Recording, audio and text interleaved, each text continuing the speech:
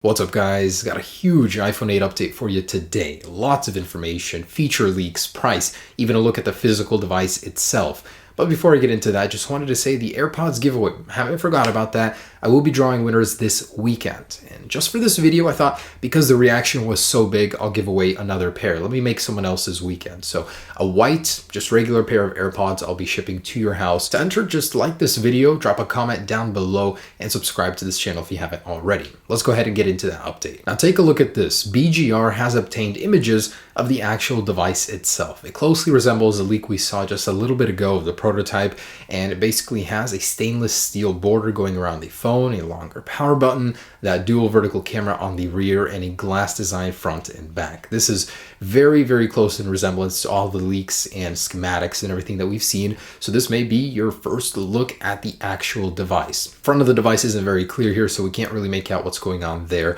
but it looks quite sleek. I like it. It's a bit thick, a bit chunky looking, but I think that's just the proportions here. Otherwise, thumbs up for me. I do like the way it looks. And earlier last week, Apple was granted a patent to make this design a reality, to make the technology that we've been hearing so much about a reality, and that would be the bezel-less display as well as embedded Touch ID. Officially, the patent note is called reducing the border area of a device. So essentially, you're going to be able to get a huge display on the front of the phone, making use of that display to put in more menus, stuff like that. That's what it talks about in the description, as well as the possibility of a fingerprint embedded underneath the glass on the front of the display without having to put an ugly fingerprint sensor on the rear of the phone or even on the power button. So that's cool. This brings us one step closer for that to be a reality, but we're gonna have to wait and see if Apple could fit that in before the release. And the reason I mention this is because you're not gonna like this next piece of news. A research firm called CLSA has said there is a very high chance that the rear Touch ID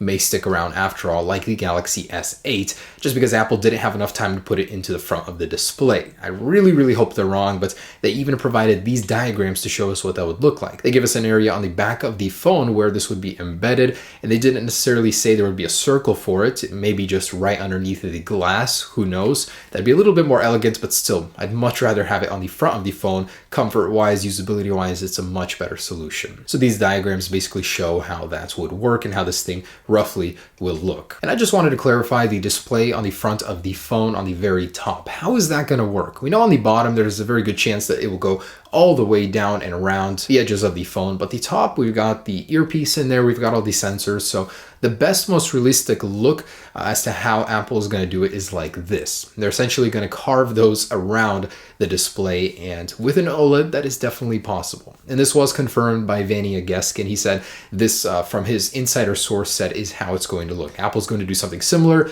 and his own concept is like Apple will stick the status bar up in there, the time. They'll make use of it with a black kind of a blend in the top corners of the display. I think that looked kind of cool, but we kind of guessed this in a concept, didn't really know that's how it would be. Apparently, that's how it is going to be now. Some good news about the iPhone 8 speakers. A JP Morgan analyst says there will be improvements to the earpiece and further improvements to the stereo sound. So the actual sound output of the iPhone 8 is going to be getting better. The earpiece will have some sort of improvements as well. As we know, Apple kind of shoehorned a stereo speaker in there for the iPhone 7, and they're only going to be improving it. Now, it didn't really say how, but probably in terms of volume, it'll get louder. Also, he says there will be further improvements to the waterproofing of that earpiece as well. Probably one of the weakest points on the iPhone 7 right now as for the water resistance. If they bump that up, they can easily get an IP68 rating, alongside the additional enhanced glue that they're going to put inside the chassis that we heard about a long time ago. So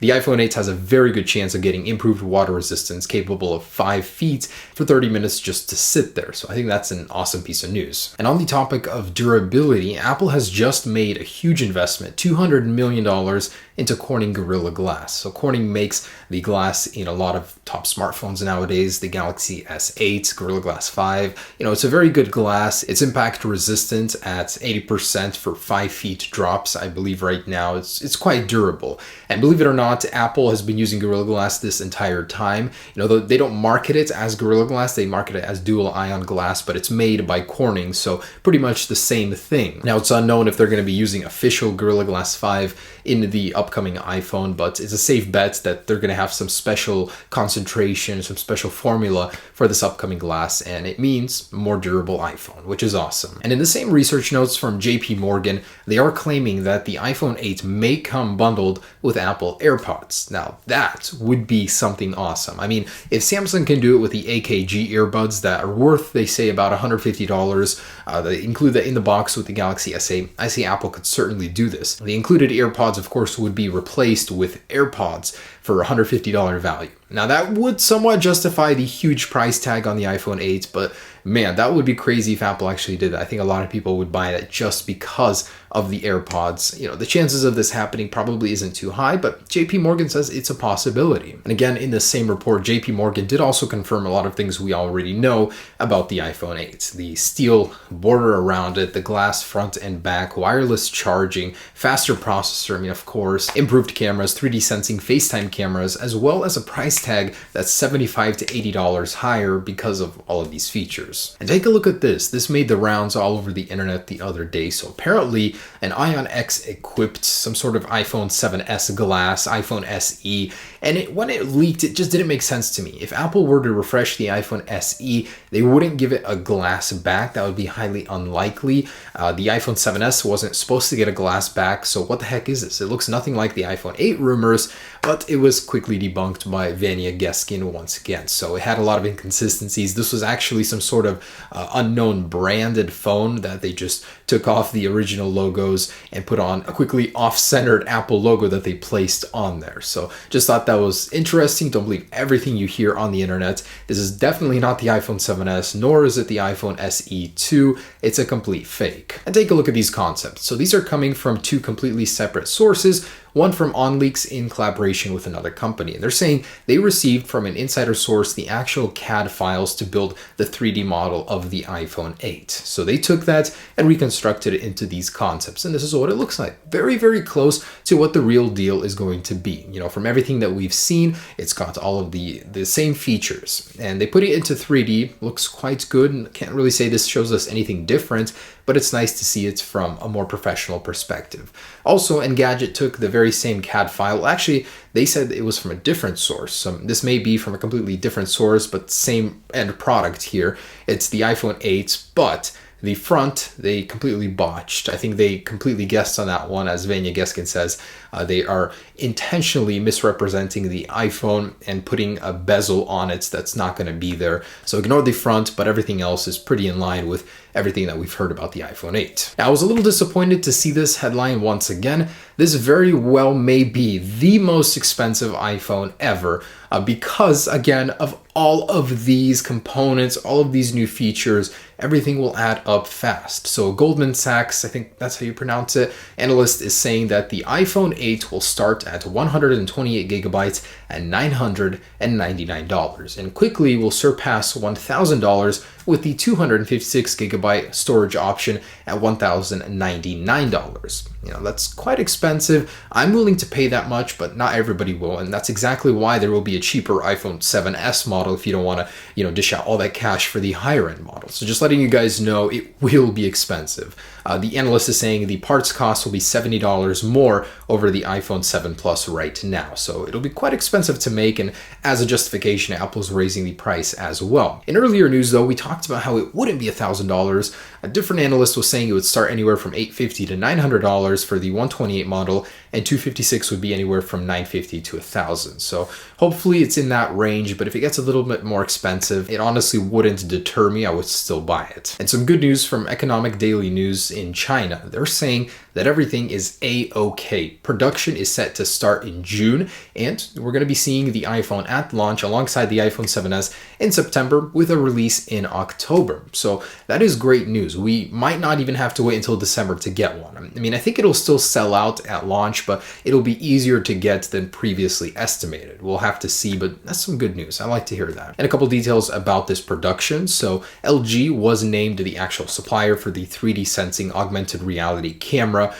the FaceTime cameras that will be able to 3D model your face to unlock your phone. LG is going to be making those. And as for the actual chip, TSMC, which is going to be the sole maker of the A11 10nm chip, has begun production right now. So they fixed any issues they've had at the beginning, and that's rolling out. These chips are just going to be monsters. If the A10 right now is crazy, beating everybody in the game, the A11 will be on a whole nother level, even efficiency wise, everything. I'm so excited to see that. And illuminated printed circuit boards for connectors. This is a new patent filed by Apple, which essentially would mean that connectors in the future, lightning connectors, will have some LEDs on them, possibly an LED ring around the connector that when you plug your phone into this connector, it would light up a color to let you know that it's being charged properly, connected properly, and possibly when it's fully charged, it'll glow a different color. Pretty cool. It's still being filed, doesn't mean Apple was granted this patent, but possibly connectors in the future may glow. And if you guys remember the true wireless charging in the past we talked about from Energis that would allow you to charge your phone once you walked into a room,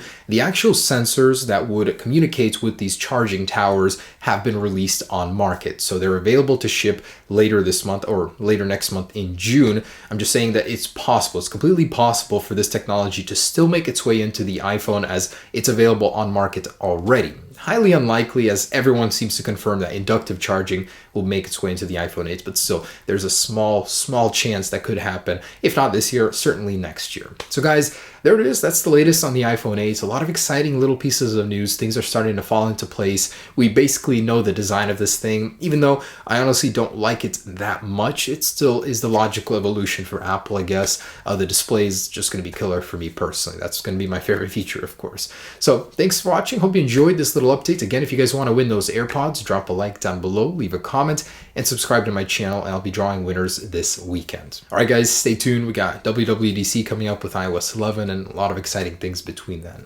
Peace.